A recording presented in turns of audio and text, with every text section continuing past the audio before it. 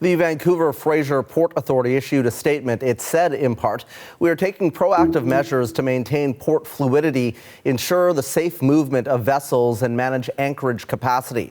This includes telling ships currently en route to Vancouver to adjust their arrival times by slowing down to prevent congestion and giving anchorage priority to those ships not impacted by the strike action." Well, my next guest is one of the people hit hardest by this strike. Andre Harpe is the chair of Grain Growers of Canada, and he's also a grain farmer. He joins me tonight from Edmonton. Andre, thanks for being here. Thanks for taking the time. You're welcome. Hello. So tell me how this strike could affect you and other grain growers. Well, it's interesting. It wasn't too many weeks ago, we were actually just dealing with a rail strike, which again is another stoppage. And, things were just getting back to normal, and we're hit with this again. And, it's the same thing. Harvest is either just finishing up, or for some of us, it is finished. And, we're looking at trying to deliver some of our goods to get some cash flowing. We've spent all summer, we put a lot of money into our crops to try and get them to where they're at now. But at the end of the day, we do have to get our crops sold and get some cash, in our bank. Yeah. We've heard that this strike could cost the economy up to $35 million a day in lost exports. That's a staggering number. How much of a financial hit is this for you? Right now it hasn't affected me a whole bunch, but if this strike goes on for more than a few more days, it's gonna really, really hurt. It gets back to a lot of us have had to have operating lines open because we've had to borrow some of the money to operate with, and it gets back to we're quite dependent on getting our crops sold. We've had contracts that we've had to make quite a few months ago for that delivery, and everything is meant to work together to keep the system going. And right now with the stoppage, it's going to hurt in a few days. Grain farmers say that more than half of Canadian grown grain last year moved through these terminals. How will you get your product to buyers now? Have you made any contingency plans?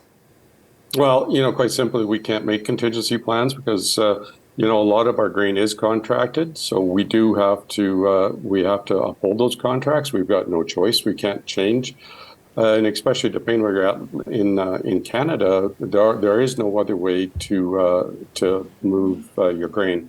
And it gets back to probably close to 85% of our grain is actually exported to markets across the world, and for a lot of people to enjoy good quality Canadian grain. And we only have one or two ports to go through, and the Port of Vancouver is the big one.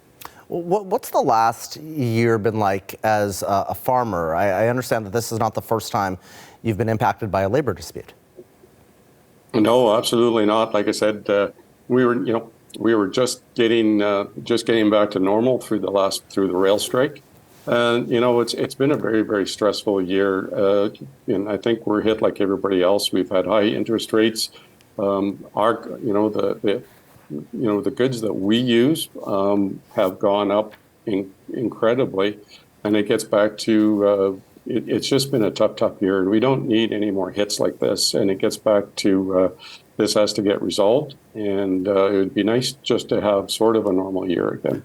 Right now, what kind of support would you like to see for your business and for grain farmers in Canada?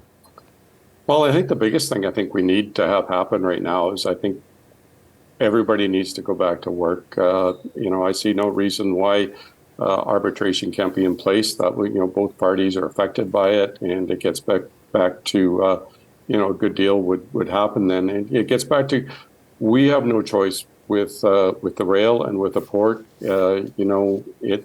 We have no choice but to ship through there, so they can't shut down. They can't affect farmers and Canadians like they are right now.